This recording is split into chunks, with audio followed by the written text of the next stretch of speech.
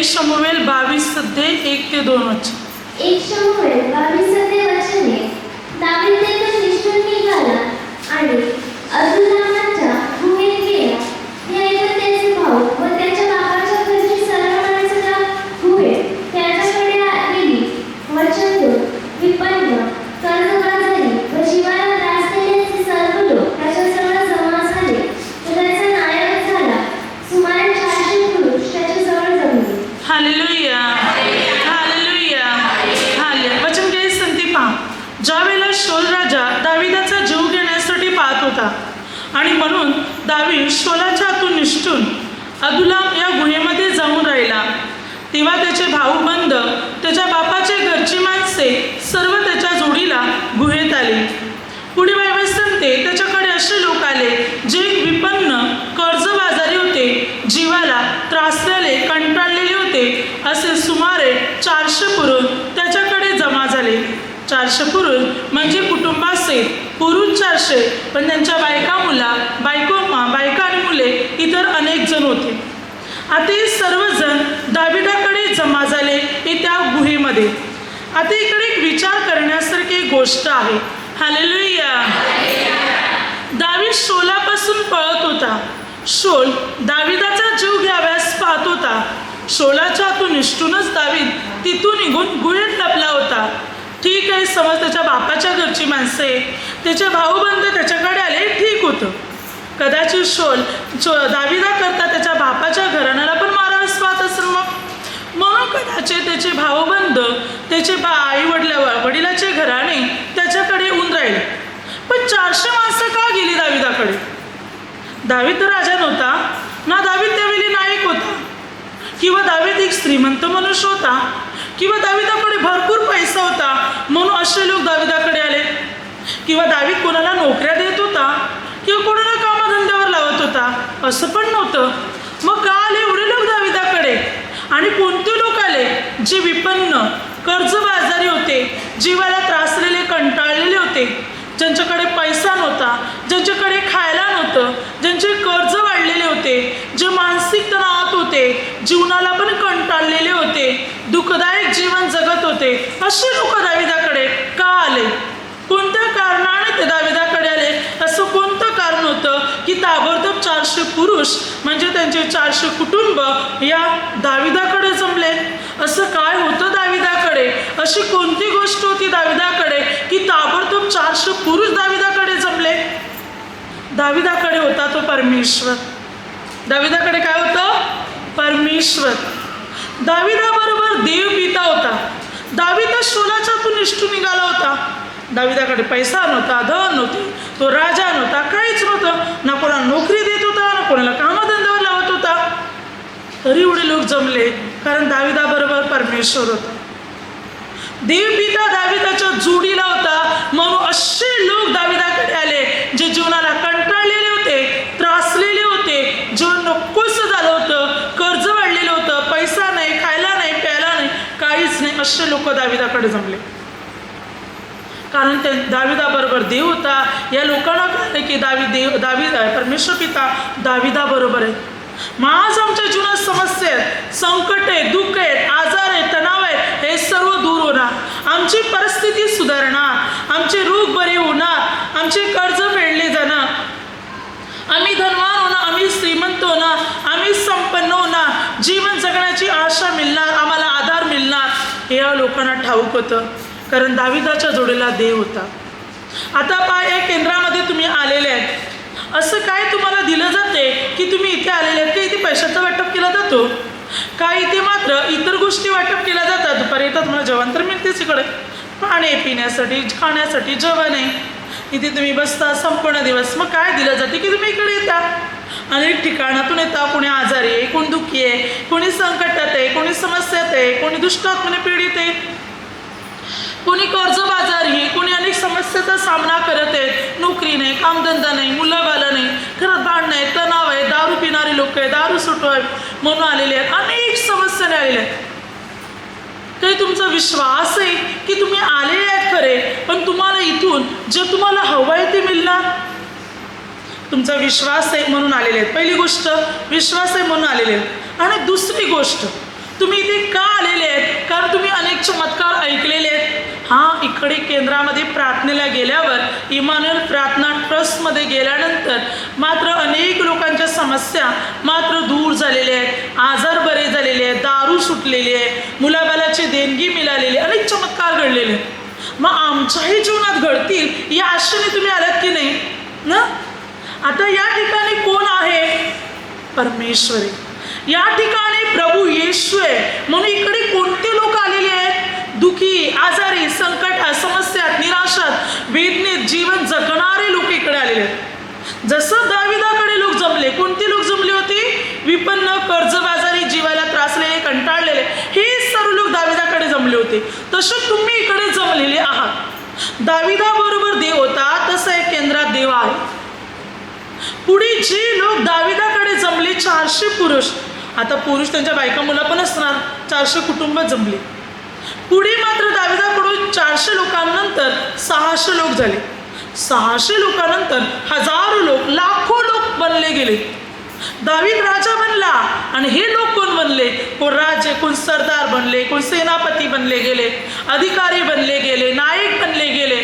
दाविदाच्या जोडीला संपन्न, समृद्ध, धनवान बनले गेले जे दाविदाकडे आले. जे दाविदाकडे आले त्या सर्वांच्या समस्येतून त्यांना मुक्ती मिळाली. पुढे ते विपुल, धनवान, श्रीमंत लोक बनले गेले. त्यांची कुटुंब आशीर्वादित बनली गेली, त्यांची घराणे आशीर्वादित बनली. त्याला पुढे कोणत्याही गोष्टीची कमतरता पडली नाही. सर्व समस्या त्यांच्या दूर झाल्या, सर्व संकटे त्यांची दूर झाली. पुढे ते धनवान आणि संपन्न बनले, कारण दाविदाबरोबर होता परमेश्वर. आज तुम्ही इथे आलेले आहात कारण इथे प्रभू येशूची उपस्थिती आहे आणि तुम्ही अनेक कारणाने तुम्ही इकडे आलेले आहात आणि प्रभू येशू तुमच्या जीवनात कार्य करणार आहे. ज्या समस्या तुमच्या जीवनात आहेत, जे तणाव तुमच्या जीवनात आहे, शारीरिक समस्या, मानसिक समस्या, आर्थिक समस्या, या सर्व समस्यातून प्रभू तुम्हाला मुक्त करणार आहे. तुम्ही प्रभूकडे आलेले आहात आणि प्रभू येशू तुमच्या जीवनात कार्य करणार. प्रभू येशू तुमच्या जीवनात चमत्कार घडवणार आणि तुमची बंधने तोडणार, आर्थिक परिस्थितीतून तुम्हाला सोडविणार. जसं की बघा 1 राजे 17:8-16 देवदूताने एलिया संदेष्टाला म्हटलं, सारपात येथे एक विधवेकडे जा, मी तिला आज्ञा केलेली आहे, ती तुझं पोषण करील. एलिया संदेष्टा जेव्हा तिच्याकडे आला तेव्हा ती काट्यात जमा करत होती. तेव्हा एलिया संदेष्टाने म्हटलं, मला पात्रामध्ये थोडंसं पाणी आण. ती पाणी आणायला जात असताना एलिया म्हणतो, मला तो भाकरीचा तुकडा पण आण. तेव्हा ती म्हणते, आपल्या आणि परमेश्वराच्या जीविताची शपथ, माझ्याकडे मुठ्ठभर पीठ कुपीमध्ये थोडंसं तेल आहे, मी 2 काटक्या जमा करते, त्याच्यावर एक भाकर बनव ना, मी माझा मुलगा खाणार, त्यानंतर आम्ही मरून जाणार, कारण त्या पलीकडे आमच्याकडे काहीच नाही. आर्थिक परिस्थिती होती, कारण दुष्काळाचे ते दिवस होते, लोकांकडे खायला नव्हतं, लोक मरत होते. एलिया संदेष्टा म्हणतो, पहिला जा, लहानशी भाकर बनव, मला आण, मग तू तुझा मुलगा खा. आणि बायबल सांगते एलियाच्या सांगण्याप्रमाणे तिने केले. एलियाने काय म्हटलं? परमेश्वर पिता म्हणतो, प्रजनवृष्टी होईपर्यंत ना तुझ्या मिठाचं मटकं रिकामं होणार, ना तेलाची कुपी आटणार. आणि खरोखर मात्र दुष्काळ संपून पाऊस पडेपर्यंत ना पिठाचं मटकं रिकामं झालं, ना तेलाची कुपी आटली. 3.5 वर्षाचा दुष्काळ होता. ओहल आटल्यानंतर एलिया संदेष्टा तिकडे गेला होता. आसपास 2.5 ते 3 वर्षाचा कालावधी तो असणार. ओव्हल अगोदर मात्र पाऊस बघा, आता मी जर जूनला पाऊस सुरू झाला तरी मात्र सप्टेंबरपर्यंत पाऊस तर पडतोच. मग आणि मग सप्टेंबरमध्ये पाऊस पडतो, पाऊस पाणी कितीपर्यंत राहतो? विहिरी तलावामध्ये. समज मात्र फेब्रुवारी मार्चपर्यंत आपल्याला विहिरी भरलेल्याच दिसतात. मार्च एप्रिलपर्यंत कधी विहिरी भरत, पण पुन्हा मात्र पाहिलं 6 महिन्यानंतर पुन्हा ते विहिरी खाली व्हायला होतात, म्हणजे पावसानंतर. तर आता 3.5 वर्ष दुष्काळ पडला होता, आता ओव्हन मात्र पाणी भरलेलं असणार पावसाळ्यानंतर 6 महिने, पण त्याच्यानंतर 3 वर्षापर्यंत मात्र जेव्हा हा एलिया जेव्हा त्या स्त्रीकडे आला तेव्हा मात्र देवाने असा अनुग्रह केला की 3 वर्षापर्यंत ना पिठाचं मटकं रिकामं झालं, ना तेलाची कुपी आटली. देवाने त्यांचं पोषण केलं, आर्थिक समस्येतून सुटका केली. देवाने तिच्या जीवनात कार्य केलं आणि आर्थिक परिस्थिती सुधरवली. 2 राज्य 4 अधिक ते 7 वचन सांगते, अलिशा संदेष्टाच्या एका शिष्याची मात्र एक बायको होती. ती अलिशा संदेष्टाकडे येऊन म्हणते, माझा नवरा आपला शिष्य होता, पण आता तू मरून गेलेला आहे आणि कर्जामुळे त्याचा सावकार माझ्या दोन्ही मुलांना कैद्य करून दास करून येण्यासाठी आलेले आहेत. ती अलिशा संदेष्टाने विचारलं, तुझ्याकडे काय आहे? तिने म्हटलं, मात्र एक घडा तेलाखेरीज माझ्याकडे काहीच नाही. अलिशा संदेष्टाने म्हटलं, जा घरी आणि मात्र शेजाऱ्या पाजाऱ्याकडून भांडी मागून आण आणि दरवाजा लाव आणि तुझ्याकडे जे थोडंसं तेल आहे ते त्या भांड्यामध्ये ओत. जे भांडं भरेल ते बाजूला कर. अलिशाच्या सांगण्याप्रमाणे तिने केले. तिने जाऊन ते तेल त्या भांड्यामध्ये ओतले.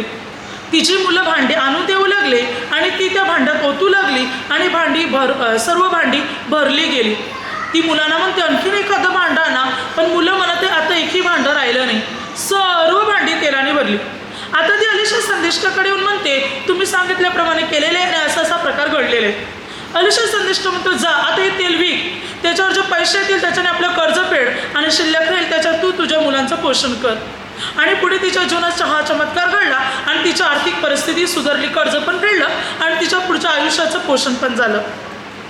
बाकी आर्थिक परिस्थितीमध्ये होते, खाण्यापिण्याची समस्या होती, पैशाची कमतरता होती. प्रभूने परिस्थिती सुधारून टाकली. प्रभूकडे जेव्हा मनुष्य येतो, प्रभूवर जेव्हा मनुष्य विश्वास ठेवतो, तेव्हा प्रभू त्याच्या आर्थिक समस्यातून त्याला मुक्तता देतो, त्याच्या जीवनात कार्य करतो, त्याची भरभराट करतो. योएल 2:18-19. तेव्हा ते पित्याने आपल्या देशाविषयी ईर्ष्या धरली, तो आपल्या लोकांविषयी कळवळला. त्याने आपल्या लोकांना म्हटलं, मी तुम्हाला धान्य तेल पाठवून देतो, राष्ट्रामध्ये तुम्ही निंदास्पद होणार नाही. प्रभू तुमच्याकडे खायला नाही, प्यायला नाही, अनेक वस्तूची, धान्याची, अन्नाची कमतरता आहे. प्रभू म्हणतो, मी देते पाठवून तुम्हाला. काय हवं आहे तुम्हाला? मी देते. मी तुमची परिस्थिती सुधारवणार. प्रभू म्हणतो, आर्थिक समस्या दूर करणार, तुमच्या घराची भरभराट करणार. आता आपण पाहतो प्रार्थनेमध्ये आलेली लोक. पूर्वी आपलं जीवन कसं होतं? अनेक लोकांच्या जीवनात अगदी एक वेळेचं पण खायला मिळत नव्हतं. काही नोकरी नव्हती, कामधंदा नव्हता, धंदा असून चालत नव्हता व्यवस्थित, कर्ज भरपूर वाढलेलं होतं, राहण्यासाठी नीट घर नव्हतं. पण प्रार्थनेच्या द्वारे या सर्व समस्या प्रभूंनी दूर केल्या. आज 2-3 टाईम खाऊन पिऊन सुखेत, घरदारं बांधलेले आहेत, आर्थिक परिस्थिती सुधारलेली आहे, धंदा व्यवस्थित चालत आहे, पैसा बाळगू नये. प्रार्थनेच्या द्वारे अनेकांची परिस्थिती मात्र सुधारलेली आहे. अनेकांच्या जीवनामध्ये प्रभू येशूने मात्र कार्य केलेलं आहे. अनेक लोकांच्या जीवनामध्ये आज प्रभू येशूने मात्र चमत्कार मात्र घडवलेले आहे. कारण आपला प्रभू येशू जिवंत परमेश्वर आहे, जो आपल्या जीवनात कार्य करतो आणि आर्थिक तणाव दूर करतो, आर्थिक समस्या दूर करतो. त्यानंतर एक मानसिक समस्या पहा, अनेक लोक मानसिक समस्याने इकडे आले. मानसिक समस्या म्हणजे अगदी हृदयाला लागलेला घाय, हृदयाला झालेली जखम, मानसिक तणावामुळे बुद्धी काम करत नाही, काय करायचं कळत नाही, सुचत नाही, समजत नाही, काही लक्षात राहत नाही, काही डोक्यात राहत नाही, अगदी भलतंच काहीतरी करत बसणार, भलतंच काहीतरी होणार, कशात मन लागत नाही, कामधंद्यात मन लागत नाही, काही कळत नाही, सुचत नाही, समजत नाही, जणू काय डोक्यावर तणाव आलेला असतो. आणि हा तणाव निर्माण होण्याची अनेक कारणं असतात. Hallelujah, hallelujah, hallelujah. हा तणाव निर्माण होण्याची अनेक कारणं असतात, जसं की धंद्याला यश नाही, धंदा व्यवस्थित चालत नाही, किंवा घरामध्ये सतत भांडणं आहेत, किंवा नवरा दारू पिते, किंवा मात्र एखाद्या आजाराने शरीर ग्रासलेलं आहे, किंवा नाव बदनाम झालेलं आहे, किंवा लग्न होत नाही, किंवा मुलाबाळांची देणगी नाही, किंवा इतर अनेक प्रकारच्या समस्या. आणि अशा तणावामुळे, अशा गोष्टीमुळे एक मानसिक तणाव निर्माण होतो. आणि हा मानसिक तणाव माणसामध्ये घर करतो आणि मग माणसाची बुद्धीच काम करत नाही. तो काहीतरी त्याला सांगणार वेगळं आणि तो करणार भलतंच, समजणार नाही, तो त्याच्यामध्ये असणार, त्याला कळत नाही. जसं की मन थाऱ्यावर नसते तशी त्याची परिस्थिती बनली जाते. कळत नाही, समजत नाही, विचारात तो मात्र पूर्ण बुडून जातो. आणि अशा मानसिक तणावामुळे मग आजार वाढले जातात. मग किती औषध उपचार करा, किती प्रयत्न करा, तरी गुण येत नाही, तरी मात्र आरोग्य लाभत नाही. तर त्याच्यातून मनुष्य बाहेर येत नाही. अगदी विचित्ररित्या तो वागत असतो. तो कसं वागतो, काय करतो, त्यालाच भान नसते. हा मानसिक तणाव असतो. आणि या मानसिक तणावामुळे माणसाची बुद्धी काम करत नाही. परंतु अशा वेळी असे लोक प्रभूकडे येतात. अगोदर सर्व प्रयत्न करतात, डॉक्टरकडे, भक्ताकडे, बाबांकडे, याच्याकडे, त्याच्याकडे, ही औषधे, ती औषधे, हा प्रयोग, तो प्रयोग सर्व करतात, पण कुठेच गुण येत नाही. आणि मग लास्ट स्टेप प्रभूकडे वळतात. आणि मग प्रभू काय करतो? प्रभू येशू त्याला त्या तणावातून मुक्त करतो. प्रभू येशू या मानसिक परिस्थितीतून त्याला बाहेर काढतो. त्यांना प्रेम देऊन, त्यांचे समाधान करून, त्यांचे सांत्वन करून.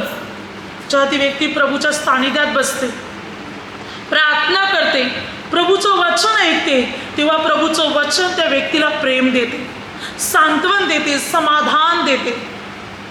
आणि त्या व्यक्तीची बंधने हळूहळू तोडायला सुरुवात करते. आणि मग जो तणाव माणसामध्ये भरलेला असतो, मानसिक तणाव, तो दूर होतो. जसं की बघा, 1 शमूएलमध्ये 1 अध्याय, हन्ना, तिला मुलबाळ नव्हतं. ती वाज होती, तिची सवच होती, तिला मुलबाळ होते, मुलं होती तिला, पण हन्नाला नव्हते. आणि तिची सवत हन्नाला चिडवायची. हन्ना काय करायची? मुलबाळ नाही, मानसिक तणावात आली, सतत रडत राहायची, दुखी, कुडत राहायची, खिन्न राहायची, अस्वस्थ राहायची. म्हणजे कोणाशी न बोलणं, कोणत्या गोष्टीमध्ये सहभाग न होणं, एकटे जीवन, उदास, अस्वस्थ, एक मानसिक तणाव, खिन्न राहायची ती. अशा परिस्थितीत तिचं जीवन असताना तिचा नवरा तिला म्हणतो, काय 10 मुलापेक्षा मी तुला अधिक नाही का? पण तरी सुद्धा तिचे समाधान होत नव्हते, तिला सांत्वन मिळत नव्हते. कारण मुलबाळ नसल्या कारणाने तिची सवत किंवा इतर लोक तिला त्रास देत होते. म्हणून ती दुःखी होती, खिन्न होती, अस्वस्थ होती, कुडत राहायची ती मानसिक तणावात. एल्काना दरवर्षी देवपित्याच्या मंदिरात प्रार्थना करण्यासाठी, यज्ञ अर्पण करण्यासाठी आपल्या परिवारासह जायचा. आताही आपल्या पत्नीसह, मुलाबाळासह गेला.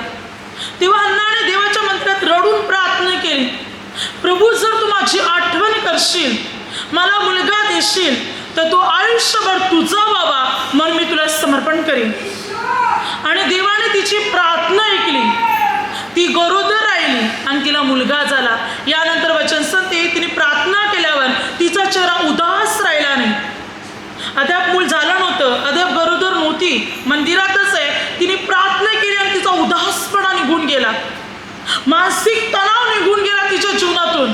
आणि मग घरी गेली आणि बायबल सांगते, देवाने तिच्यावर अनुग्रह केला, ती गरोदर राहिली आणि तिला मुलगा झाला. ताबडतोब प्रभूच्या मंदिरात आल्यावर, प्रार्थना केल्यावर मानसिक तणाव दूर झाला, तिचा उदासपणा तिच्या जीवनातून दूर झाला, आनंदित बनली आणि चमत्कार घडला. एक मुलगाच नाही, पुढे देवाने आणखीन 3 मुलगे, 2 मुली आणि हा 1 मुलगा, अशा मुली पकडून एकूण 6 मुलं झाली. तिचा मानसिक तणाव दूर झाला जेव्हा ती देवाच्या मंदिरात येऊन प्रार्थना केली. आज अनेक लोक मानसिक तणावात आहे. उत्पत्ती 30:1-2, रायल वान्स होती, मुलबाळ नव्हती, इतकी तणावात आली की नवऱ्याला म्हणते, मला पुत्रवती करायचा माझा प्राण चालला. मुलबाळ म्हणते, नवऱ्याला म्हणते, जर मला मूल झालं नाही तर मी मरेन.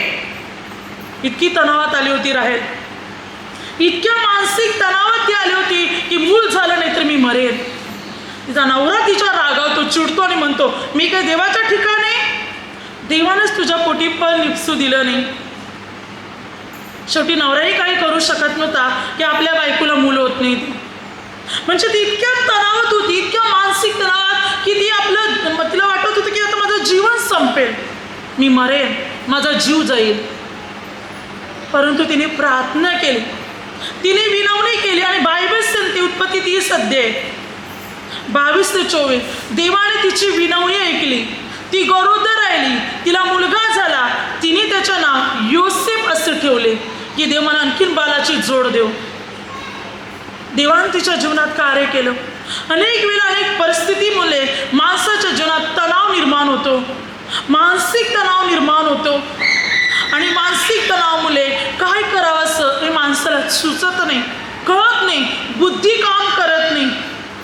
पण जेव्हा मनुष्य प्रभूकडे येतो तेव्हा त्या तणावातून, त्या समस्यातून त्याला मुक्ती मिळते, त्या संकटातून तो बाहेर उतरतो जेव्हा तो प्रभूकडे येतो. आणि प्रभू त्या व्यक्तीच्या जीवनामध्ये कार्य करतो. आज तुम्हीही प्रभूकडे आले आहे, तुमच्याही जीवनात प्रभू कार्य करणार आहे. त्यानंतर आहे शारीरिक समस्या. पहा, मनुष्य शारीरिक समस्याने पिडलेला असतो. रोग, आजार, विकार, अनेक रोगाने पीडित असल्यामुळे डॉक्टर उपचार करून, पैसा संपवून, वेळ वाया घालून आणि प्रयत्न करून यश येत नाही. डॉक्टर म्हणतात तुम्ही वाचणार नाही, तुम्ही बरे होणार नाही, तुम्हाला मरेपर्यंत गोळ्या खावे लागतील, तुम्हाला हे उपचार करावे लागतील, ते उपचार करावे लागतील, एवढा पैसा खर्च होईल, तेवढा पैसा खर्च होईल, अमुक प्रकारचे ऑपरेशन करावे लागतील आणि अनेक प्रकारची तपासणी करावी लागेल. अशा अनेक गोष्टी. शारीरिक आजारामुळे सुद्धा मनुष्य मानसिक तणावामध्ये सुद्धा येतो. अनेक प्रयत्न करून यश लाभत नाही आणि मग प्रभूकडे मनुष्य येतो आणि प्रभू त्याचे आजार बरे करतो, प्रभू त्याचे रोग बरे करतो. मग कॅन्सर असो, एड्सचा आजार असो, डायबिटीजचा आजार असो, किडनीचा आजार असो, भले मूलव्याधीचे, मुतखड्याचे, अपेंडिसचे आजार असो, पाठीच्या काट्याचे आजार असो, इतर हाडांचे आजार असो, डोळ्याचे, कानाचे, नाकाचे, पोटाचे कसलेही आजार असो, प्रभू येशूकडे बरे होतात.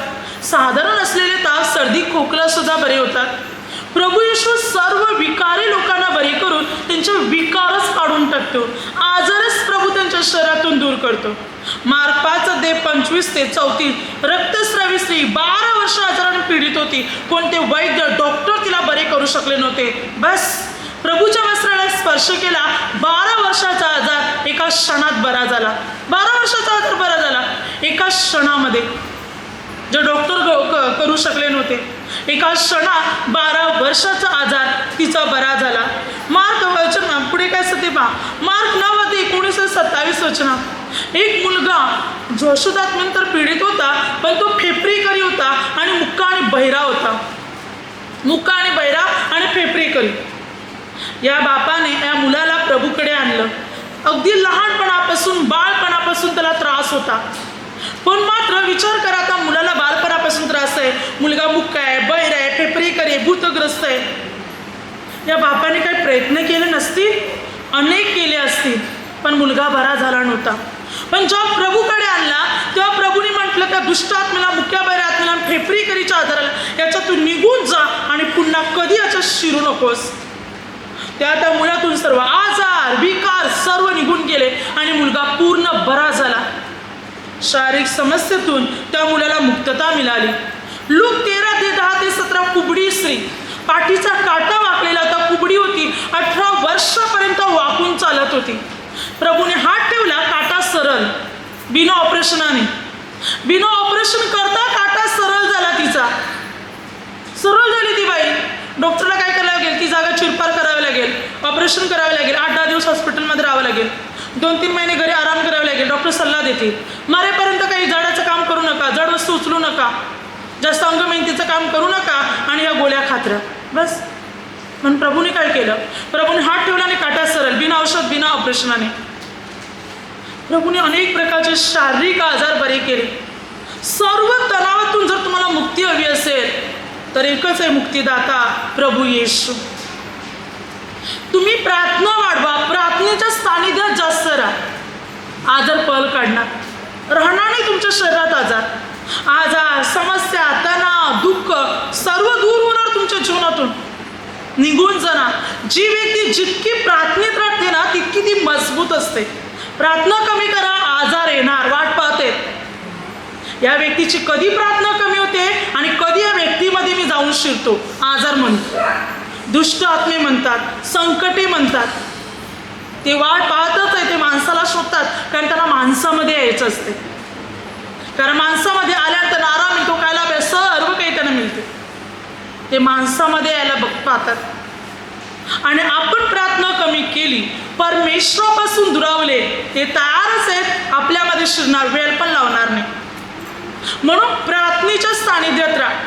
शारीरिक, मानसिक, आध्यात्मिक तणावातून तुम्हाला मुक्तता हवी असेल, या मानसिक तणावातून तुम्हाला मुक्तता हवी असेल, आर्थिक समस्यातून मुक्तता हवी असेल तर प्रार्थना वाढवा, प्रार्थनेच्या सानिध्यात राहा. हे लोक दाविदाकडे आले, सर्व संकटातून ते मुक्ती पावले. पुढे धनवान, श्रीमंत, सरदार, कसे बनले गेले ते. आज जर तुमच्या जीवनात तुम्हाला चमत्कार अनुभवायचा असेल तर प्रभू येशूकडे वळा, प्रभूवर भरोसा ठेवा, प्रार्थना वाढवा, प्रार्थना करायला सुरुवात करा. प्रभू तुमच्या जीवनात कार्य करणार. आजार निघून जाणार, दुःख निघून जाणार, संकटे, आर्थिक परिस्थिती सुधारणार, शारीरिक आजार, मानसिक आजार निघून जाणार जीवनातून. प्रभू येशू तुमच्या जीवनात कार्य करणार. प्रार्थना कमी केली तर आजार जास्त येणार. मग काही ना काही त्रास, हे दुखते ते दुखते, आजार तो आजार, काही ना काही चालू राहणार. याच्यातून मुक्ती हवी असेल तर प्रार्थनेत वाढा. प्रार्थनेत वाढले तर ही सर्व बंधनं तुटतील. Hallelujah, hallelujah, hallelujah. आता मला शब्दाद्वारे जे काही चुकलं असेल त्याबद्दल मला क्षमा असावी. Hallelujah, hallelujah.